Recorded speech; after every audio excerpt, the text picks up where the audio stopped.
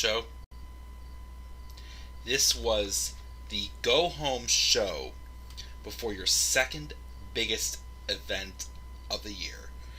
Quite frankly, maybe the biggest event of the year, since you're having it at a WrestleMania-sized crowd. Well, only at 55,000. In a stadium in Vegas. And this Raw is the best you got. This is seriously the best you got for a go-home show. This is pathetic.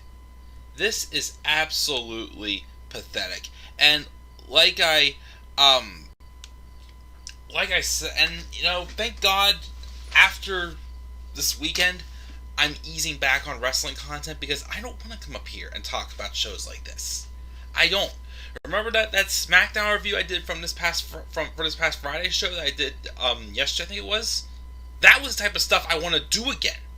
I want to be able to talk about shows like SmackDown this past Friday. Had its goods, had its, whatevers. But shows like this, where I watch it and I feel like I'm just being insulted. They're playing around with me. They're just insulting my mind. Doing stuff like Nia Jax doing a stinking stink face on live TV going, slapping her big ass. And Nikki Cross saying how, I said Nikki Cross, not Nikki A.S.H, Nikki A.S.H, because that whole freaking thing's a joke. This whole thing with her is a joke. Let me tell you what. If I ever do a Raw review again, this better change. Because I love Nikki Cross, hate this gimmick. I hate this title reign.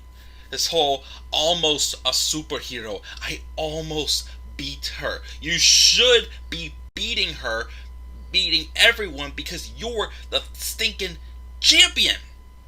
Why are people going to want to get behind you if you're acting like the underdog? This would be the right story if you were chasing a championship. You won the freaking championship. And now you're a loser. You're even more of a loser than you were before. Nothing on the show mattered. Nothing made sense. It's all just piss poor toilet humor comedy just to make Vince laugh. And stupid shit like Goldberg bringing his son in for I don't know why and doing one of the worst spears I've seen. Oh yeah, and apparently we're getting 10 matches now on Saturday because I had to add a 10th one to my graphics for my SummerSlam stream tomorrow. Alexa Bliss and Eva Marie. Who the hell wants to see that match? Who in God's name wants to see that match at SummerSlam? But I might as well just talk about it. There's really only one thing that I thought was decent on the show tonight, and that was the stuff with Randy Orton and Matt Riddle. Yes, I'm still not the biggest fan of that tag team, particularly because I just don't like Riddle. I mean, I love Matt Riddle, but I just hate the way they booked him and what they've done with him. But, it's bullcrap. So, I usually don't review Raw on Monday nights, but like I said, with my crazy schedule this week, I have to. So, what's going on, guys? This is the Club with the Man 1993. And maybe for the last time for a while, pretty much for the last time in a while, we are live to actually talk and rant about this past week's episode of Raw. Dear God, I just can't take anymore. This is, again, the August 16th, 2021 episode that took place in San Antonio, Texas. If you haven't been to San Antonio, highly recommend checking it out. I did go there 2.5 years ago for a day trip when I was visiting my sister when she lived down in Texas. Beautiful city. Really enjoyed it. Of course, unfortunately, though, San Antonio got a shitty show. Got a horrible, horrible go-home show for Raw going into SummerSlam this coming Saturday, which I will be watching at my friend Daniel Guys' house. There will not be any live reactions for SummerSlam, unfortunately, since I'm going to be over there. So, but I'm still going to watch it, and I will try to review it on Saturday.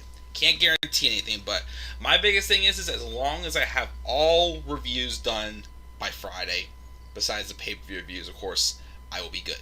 Which I, of course, address that, at the end, of course, just remind as always. Let's check the live chat before we move on.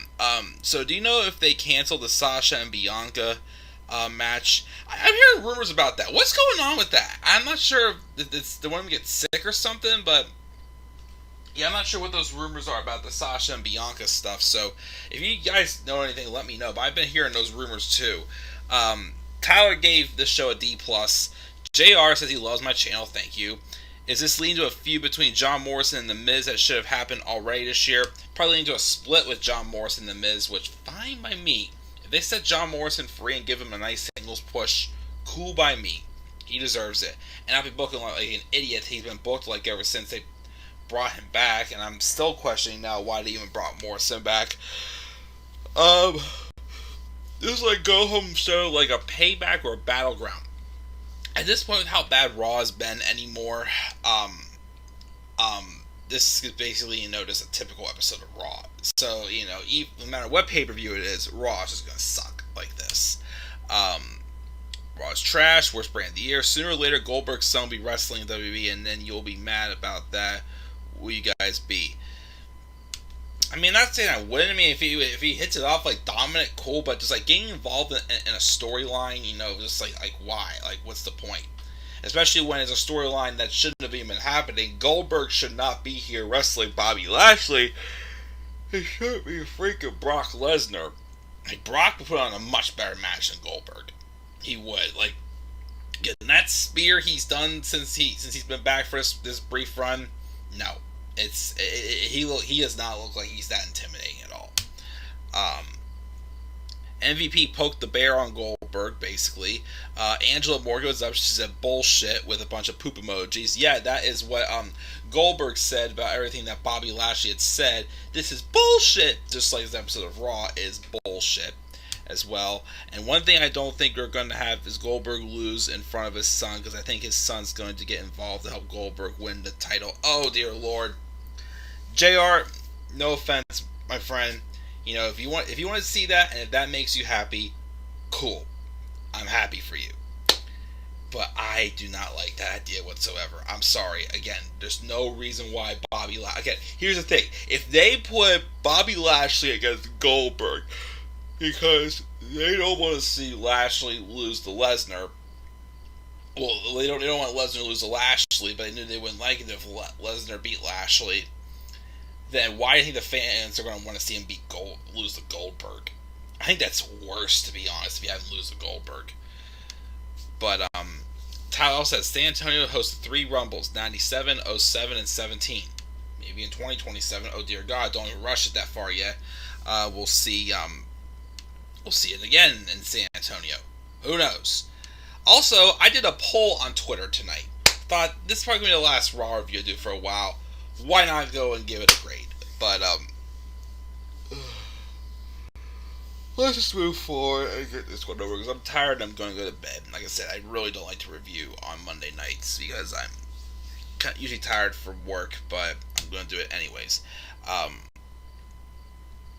It's probably WWE's idea. And you know what? If it was WWE's idea to do it, it wouldn't surprise me.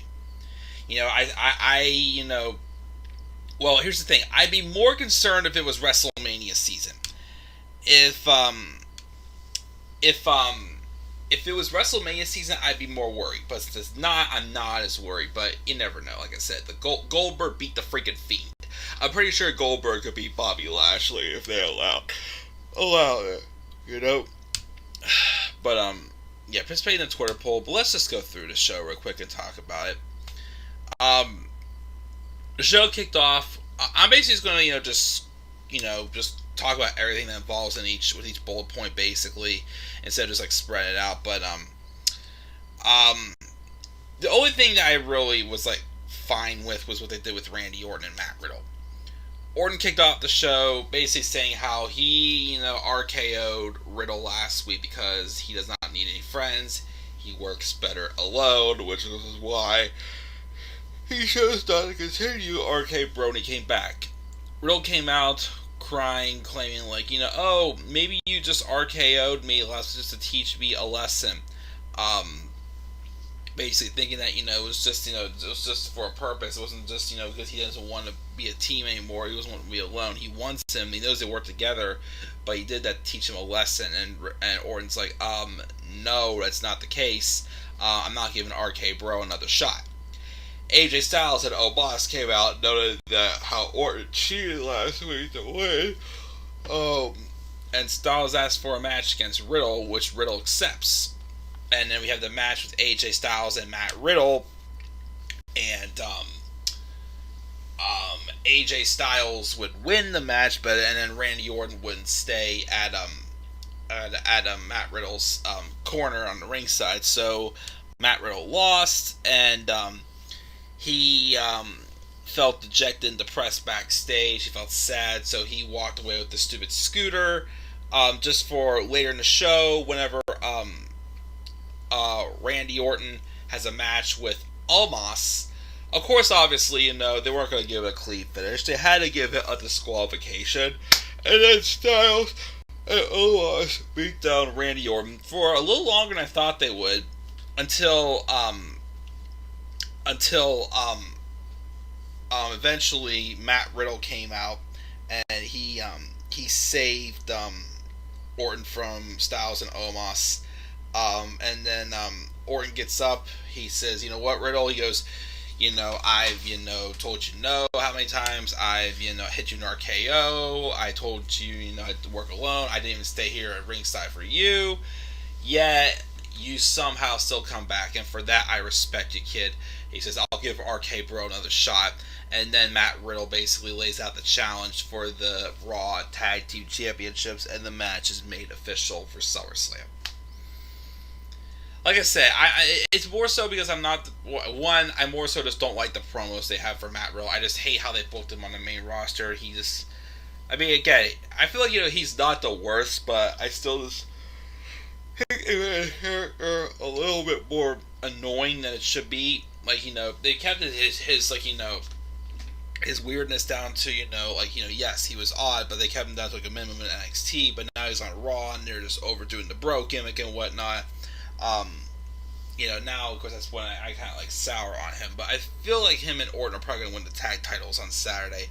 Although my alternative, which I'll talk about that, of course, when I get to my SummerSlam preview predictions, is I'm kind of hoping in the long run this leads to a Matt Riddle heel turn. And of course, I'll talk about that when we get to my preview predictions, which I'm going to do tomorrow after work. So we've got that. And then, let me see here. What else do we get in the show? Oh yeah, let's talk about your Raw Women's Champion.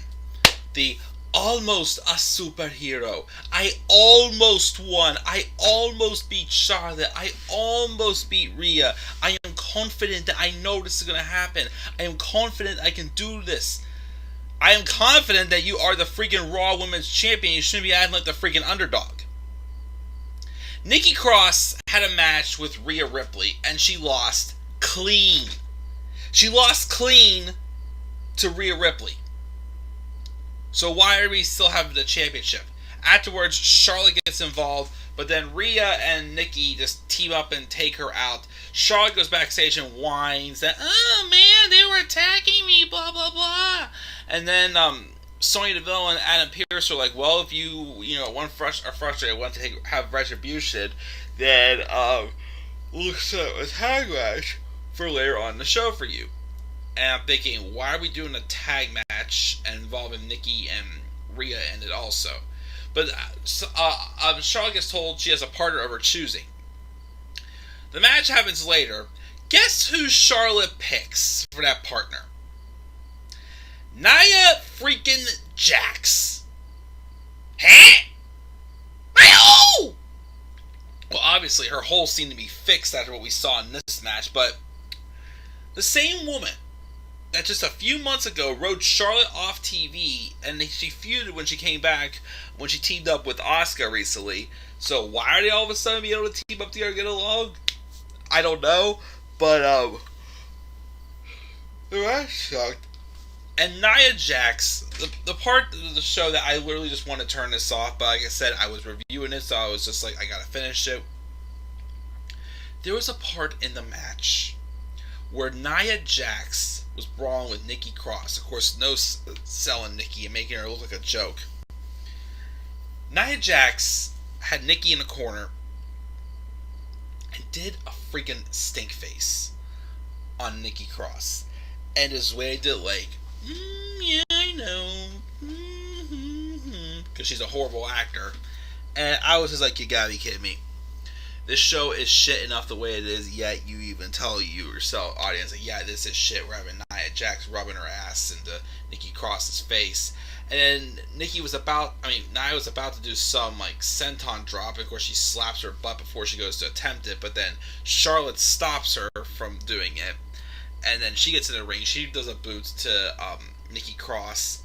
And then she hits a natural selection on Rhea Ripley. And she pins Rhea to get the victory. So you're Raw Women's Champion Raw twice in one night. When the hell has that ever happened?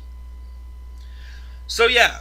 So that all is stupid. That, again, Nikki is almost a superhero. Yeah, she's still a hero, but she's acting like she's the freaking underdog, which is not correct. Now I'm getting tired. So you're telling me, so I'm already shown that I literally don't care, and I'm going to keep going on. Drew McIntyre beat Veer and Shanky in a 2-on-1 handicap match. So that means that for Jinder Mahal and Drew McIntyre this Sunday, Veer and Shanky are banned from ringside, and Drew's allowed to use his sword, which he calls Angela after his mom. I don't want to diss on that out of respect for Drew's mom, but let's be real. They didn't have to make the sword a freaking child's play toy. Yes, they could say, the sword makes him think of his mother, cool, but he doesn't have to name it after his mother. And again, make it into a freaking toy. Like a play toy that the sword is. Well, what do I know? So we have that. I got Drew 1, so Veer and Shanky are banned from ringside. We had a couple of vignettes with Elias. I guess he put a tombstone on top of where he had burned down his guitar. Still don't know what the heck his new gimmick is going to be, because he's saying that Elias is now dead. We have John Morrison hosting the first ever episode of Moist TV. His special guest is The Miz, asking Miz, of course, why he had faked an injury for a while. But then Damian Priest came out and basically just bashed on The Miz, how Miz is a liar and whatnot, and then somehow led to John Morrison making suggesting a match between Damian Priest and The Miz, and Damian Priest won by hitting a bro kick on him in front of Sheamus, since he's feuding with Sheamus for the U.S. title on Saturday. Then Sheamus called Priest disrespectful for doing that. Oh man. So we have Eva Marie also sending Doudrop to Alexa's playground to retrieve Lily, punishing her for losing the match last week. Doudrop goes to take Lily, but then she just stares at Lily. But then she stares at her, not even having us trying to figure out what the heck it is. They're in some type of probably like fake possession thing that they try to get on us and make it seem like it's real when it's not. She stares down Lily and just chucks it aside, and then later Eva slaps Doudrop across the face twice for not doing what she was told. And then again, we're getting a match with Alexa Bliss and Eva Marie on Saturday at SummerSlam. Again, no one wants to see that match. That's a match that better go on a stinking pre-show. I mean it, that's where it should go, because I'm not going to watch it. I don't give a shit about it. What else do we got here? We have Mansoor defeating Mace with help from Mustafa Ali. Karrion Kross beat Jeff Hardy by submission in 30 seconds. Why they couldn't do that when Kross debuted on Raw, which I'm pretty sure if he didn't do that, we would have, still had some life for NXT left, but now, of course, that show is lifeless. Like I said, for TakeOver 36, I'm not going to be watching. Unless someone wants to watch a TakeOver, I'm not going to keep up with NXT. I mean, NXT UK, I finished, the episodes that have aired. I'm going to watch this week's episode before I do a group review, but that show is at least intriguing me a little bit that I would continue watching. But regular NXT, no, it's literally going on the back burner for me. Um, so we have that, and then the ending was just, um, it was just a face off with Goldberg and Bobby Lashley. Just Bobby Lashley did the same thing. Oh, Goldberg's gonna be scared of me, but Goldberg going, I ain't scared. And you got my son Gage involved, but why do you still continue to get him involved? Like I said, if Gage Goldberg costed Bobby Lashley the title, then you're definitely messed up, because that's almost as bad as giving Nicholas, a 10-year-old kid, the freaking tag titles, and then he had to drop it because he had to go back to school. That's it. That's literally my Raw review. I gave it a D. On Twitter, we had 6 votes. 33.3% said A. You're in your dreams, Vince, which I'm surprised, unless some people are being trolls, but if you really like it that much, cool. 16.7% said B. Nobody said C, but 50% said D or lower. I'm in that category as well. Again, I gave this show a D. Flat D. Horrible go-home show. I did not like it.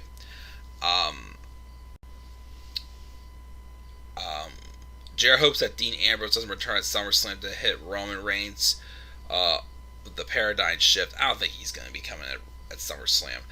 No one asked for Alexa versus Eva at SummerSlam. Wrestling logic makes no sense. It's not the same.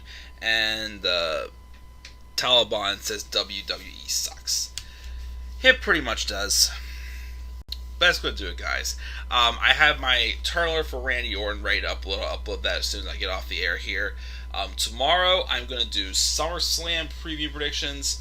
And then NXT review. Wednesday, probably going to be just my Dynamite review. Thursday is going to be NXT UK review, and probably take over 36 preview predictions. Now, Friday, I originally was not going to be able to do any reviews whatsoever.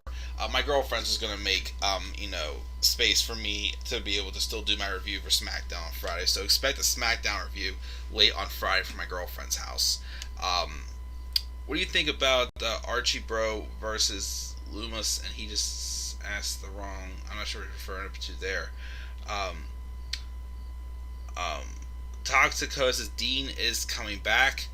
I kind of hope he doesn't. I mean, he hasn't anything to prove with WWE, but if he does, it's his choice.